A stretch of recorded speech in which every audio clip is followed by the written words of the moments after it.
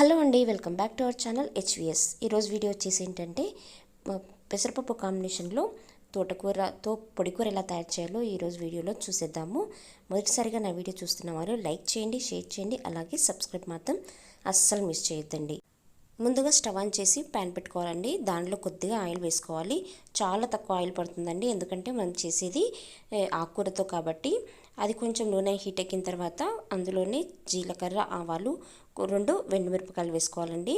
అవి కొంచెం వేగిన తర్వాత పసుపు, అలాగే వెల్లుల్లి రెబ్బలు వేసుకోవాలి.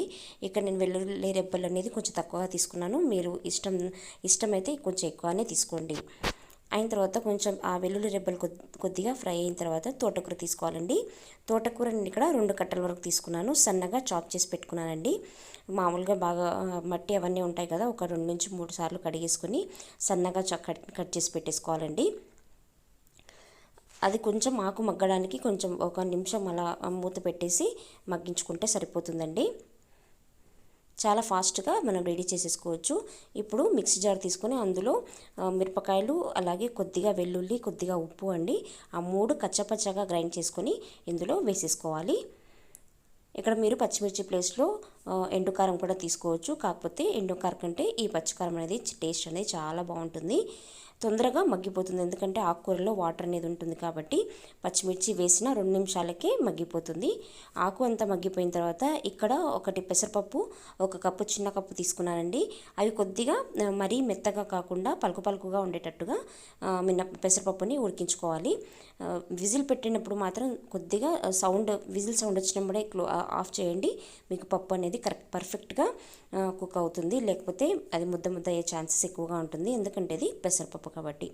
ఈ సమ్మర్లో నేను ఈ రెసిపీ చూపించడానికి కారణం ఏంటంటే, ఈ సమ్మర్లో ఎక్కువ పెసరపప్పు అనేది ఎక్కువగా తీసుకుంటే బాడీకి చలవ చేస్తుంది. ఇది కొంచెం పప్పు అనేది కొద్దిగా మగ్గనివ్వాలండి. ఆకు అలాగే కారం అవన్నీ మగ్గిన తర్వాత చివరగా ఎండు కొబ్బరి లేదా పచ్చి కొబ్బరి తీసుకోవాలి. నేను ఇక్కడైతే పచ్చి కొబ్బరి తురిమి పెట్టుకున్నానండి. మనం మిక్సీలో వేసేదానికంటే ఇలా గ్రేట్ చేసి వేసామనుకోండి, మనం తిన్నప్పుడు మన పంటి కిందకి వచ్చినప్పుడు చాలా టేస్టీగా ఉంటుంది. కాబట్టి అలా మిక్సీకి వేసి ముద్ద ముద్దగా కాకుండా ఇలా గ్రేట్ చేసేసుకోండి, చాలా బాగుంటుంది. ఇదంతా ఒక కొబ్బరి వేసి ఒక 2 మినిట్స్ అయిన తర్వాత స్టవ్ ఆఫ్ చేసేసి సర్వింగ్ బౌల్లోకి తీసేసుకోవడమే. చాలా సింపుల్గా తోటకూర పొడికూర అనేది రెడీ అయిపోతుంది.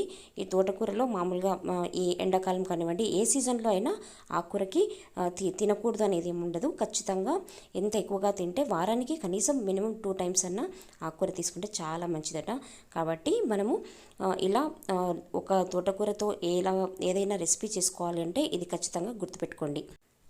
ఆకుకూరను ఒకే విధంగా పప్పు లేదా ఏదైనా చట్నీ కాకుండా ఇలా ఆల్రెడీ నేను చట్నీ కూడా చూపించానండి, నా ఛానల్లో ఉంది. ఖచ్చితంగా ఎవరైనా చూడని వాళ్ళంటే ఖచ్చితంగా చూసేసేయండి.